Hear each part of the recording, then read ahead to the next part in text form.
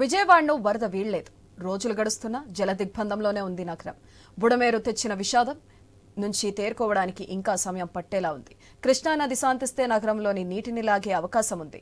నిన్నటితో పోల్చితే కృష్ణానది ప్రవాహం నేడు కాస్త తగ్గిన ప్రస్తుతం ప్రకాశం బ్యారేజ్ దగ్గర 9 లక్షల క్యూసెక్లను కిందకు రిలీజ్ చేస్తున్నారు.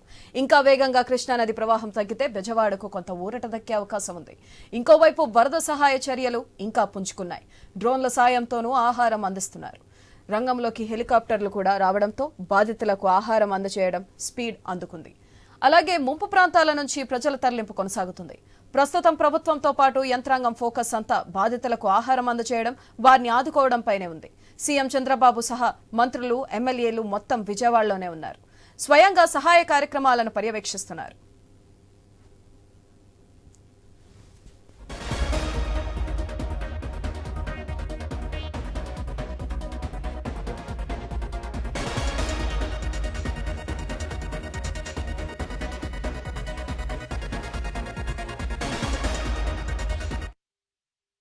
సీఎం చంద్రబాబు బుల్డోజర్ ఎక్కి వరదలో పర్యటించారు. తనకు కొద్దిగా సమయం ఇవ్వాలని, పరిస్థితులు చక్కదిద్దుతామని బాధితులకు విజ్ఞప్తి చేశారు. ఆయన ప్రతి డివిజన్కు ఓ ఐఏఎస్ అధికారిని ఇన్ఛార్జిగా నియమించారు. దాదాపు 10,000 మందిని పునరావాస శిబిరాలకు తరలించారు. అక్షయ పాత్ర సంస్థ ద్వారా 1,00,000 మందికి ఆహారం అందించారు. హోటల్స్ అసోసియేషన్ వారు మరో 1,00,000 మందికి భోజనాలు సమకూర్చారు. కేంద్ర ప్రభుత్వం నుంచి సోమవారం 20 పవర్ బోట్లు వచ్చాయి. ప్రత్యేక విమానంలో ఎన్డీఆర్ఎఫ్ దళాలు గన్నవరం చేరుకున్నాయి. పవర్ బోట్లు పలు ప్రాంతాల్లో తిరుగుతూ బాధితులను సురక్షిత ప్రాంతాలకు చేరవేస్తున్నాయి.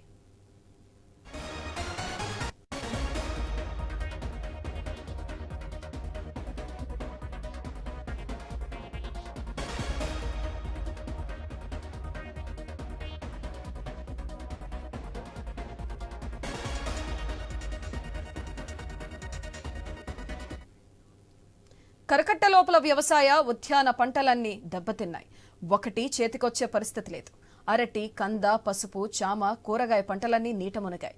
ప్రకాశం బ్యారేజ్ దిగువన కృష్ణమ్మ కరకట్ట అంచులను తాకుతూ ప్రవహిస్తుంది. తెనాలి, రేపల్లి నియోజకవర్గాల్లో కరకట్ట బలహీనంగా ఉన్న ప్రాంతాల్లో మట్టి, ఇసుక బస్తాలు వేసి ఎత్తి పెంచి నీరు పొర్లకుండా జాగ్రత్తలు తీసుకున్నారు. పెదపులివర్రు, రావి అనంతవరం, ఓలేరు ప్రాంతాల్లో గండ్లు పడే ప్రమాదం ఉండటంతో స్థానికులు ఆందోళన చెందారు. ప్రకాశం బ్యారేజ్ నుంచి ఒక్కసారిగా పెద్ద ఎత్తున నీరు విడుదల కావడంతో రామలింగేశ్వర నగర్, కృష్ణలంక ప్రాంతాల్లోని వరద పోటెత్తింది. కొన్ని చోట్ల భవనాలు మొదటి అంతస్తు వరకు నీళ్లు చేరాయి. గూడవల్లి సమీపంలో బుడమేరు నీళ్లు ఎగదన్నడంతో పరిసర ప్రాంతాల్లో వరద ముంచెత్తింది. అమరావతి పుణ్యక్షేత్రాన్ని కృష్ణమ్మ చుట్టుముట్టింది. స్నానపు ఘాట్లను ముంచెత్తుతూ పట్నంలోకి ప్రవేశించింది.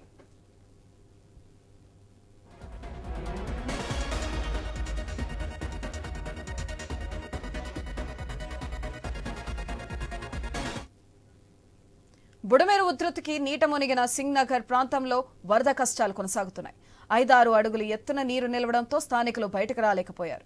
పడవలు ఏర్పాటు చేసి కొందరిని పునరావాస కేంద్రాలకు తరలించిన అధిక శాతం మంది ఇంకా పై అంతస్తుల్లో బిక్కుబిక్కుమంటూ జీవిస్తున్నారు. ప్రధాన రహదారుల వెంబడి ఉన్న వారికి ఆహారం, తాగునీరు అందుతున్న లోపలి ప్రాంతాల్లోని వారు తీవ్ర ఇబ్బందులు పడుతున్నారు. బయటకు రావాలంటే పడవలు కూడా లేవు, విద్యుత్ లేదు, తాగునీరు నిండుకుందని వాపోతున్నారు.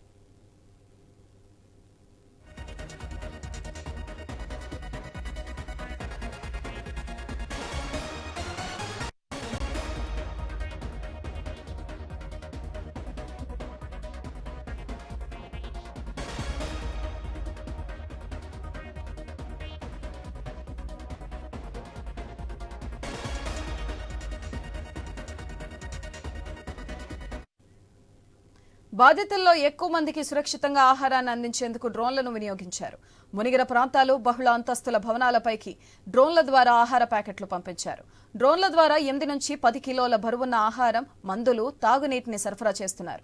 సింగ్ నగర్, గొల్లపూడిలోని బాధితులకు ఆహార పొట్లాలు, తాగునీటి ప్యాకెట్లను అధికారులు సరఫరా చేశారు. వరద సహాయక చర్యలపై మంత్రి లోకేష్ విజయవాడలోని కమాండ్ కంట్రోల్ కేంద్రం నుంచి నిరంతరం సమీక్షించారు. వరద సహాయక చర్యల్లో పెద్ద ఎత్తున పాల్గొనాలని టీడీపీ శ్రేణులకు పిలుపునిచ్చారు. ముంపు ప్రాంతాల్లో హెలికాప్టర్ల ద్వారా 7,220 కిలోల ఆహారం, తాగునీరు, మందులు జారవిడిచారు. వరద ప్రాంతాల్లోని ప్రజలకు పండ్ల సరఫరాకు మార్కెటింగ్ శాఖ చర్యలు చేపట్టింది. 1.10 లక్షల యాపిల్స్, 90,000 అరటి పండ్లు సేకరించి ముంపు ప్రాంతాలకు పంపారు. రానున్న 2 రోజుల్లో 2.5 లక్షల అరటి పండ్లను పంపించేందుకు చర్యలు తీసుకుంటున్నారు.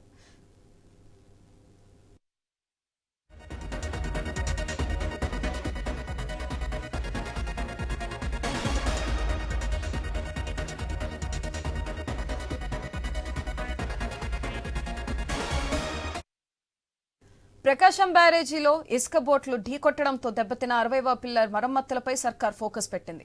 ప్రభుత్వ సలహాదారు కన్నయ్య నాయుడు రంగంలోకి దిగారు. తుంగభద్ర డ్యాం కొట్టుకుపోయినప్పుడు కన్నయ్య నాయుడు సూచనలతో సమస్యను పరిష్కరించారు. తాజాగా ప్రకాశం బ్యారేజీలోని 60వ పిల్లర్ రిపేర్ వర్క్ ను కన్నయ్య నాయుడు సూచనలతో చేపట్టబోతుంది ప్రభుత్వం.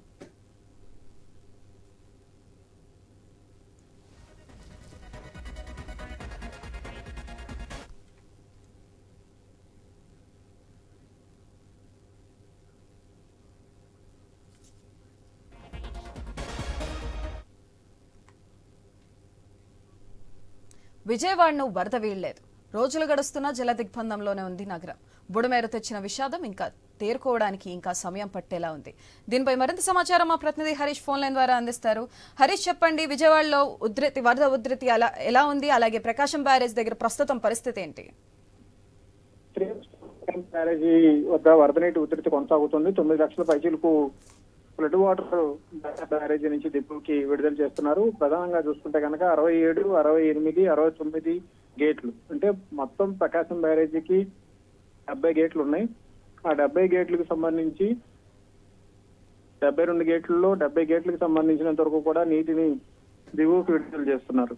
ఇప్పుడు 67, 68, 69 గేట్లకు సంబంధించినంత వరకు కూడా ఎగువ ప్రాంతంలో వస్తున్నటువంటి భారీ వర్షాలతో నీటి ప్రవాహం వచ్చినటువంటి నేపథ్యంలో అక్కడ శాండ్ బోర్డ్స్ ఏవైతే ఉన్నాయో ఆ శాండ్ బోర్డ్స్ పెద్ద ఎత్తున వచ్చినటువంటి సిచ్యువేషన్ ఉంది. సో ఆ శాండ్ బోర్డ్స్ వచ్చి ఢీకొనడంతో గేట్స్ కి సంబంధించినటువంటి పిల్లర్స్, ఆ పిల్లర్స్ ఎందుకు ఉపయోగపడతాయంటే గేట్ ని వాటర్ రిలీజ్ చేయాల్సినప్పుడు ఆ పిల్లర్ ని వినియోగించడం ద్వారా ఆ పిల్లర్ కిందకి పైకి మూవ్ అవడానికి, గేట్ పైకి కిందకి మూవ్ అవడానికి ఉపయోగపడుతుంది. అలాంటి పిల్లర్ కి సంబంధించి అలాంటి పిల్లర్ ని ఎగువ ప్రాంతం నుంచి వచ్చినటువంటి బోట్ ఏదైతే ఉందో, భారీ బోటు, ఇసుక రవాణా చేసే బోటు ఢీకొట్టింది. దీంతో ఆ పిల్లర్ 2 ముక్కలు అయింది. 2 ముక్కలు అవడంతో కొంతవరకు కూడా ఆందోళనకరమైనటువంటి పరిస్థితి ఉంది. 4 బోట్లు ఒకేసారి కొట్టుకు రావడంతో 67వ గేటు పాక్షికంగా దెబ్బతింది. 68వ గేటు మూసుకుపోయింది. 69కి సంబంధించినటువంటి గేట్ పిల్లర్ మాత్రం 2 ముక్కలు అయినటువంటి సిచ్యువేషన్ ఉంది. సో ఇది కొంతవరకు కూడా ఆందోళన కలిగించేటువంటి అంశం. అయితే ఈ వ్యవహారం పైన ప్రభుత్వం ఇప్పటికే ప్రత్యేకమైనటువంటి కాన్సన్ట్రేషన్ చేసింది.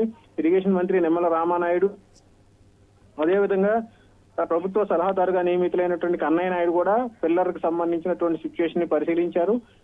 పరిశీలించిన తర్వాత వాటికి సంబంధించినటువంటి మరమ్మతుల పరిస్థితి ఏమిటి, వాటిని ఎలా హ్యాండిల్ చేయాలి అనేటువంటి అంశాలపైన కూడా ప్రత్యేకంగా దృష్టి సారించారు.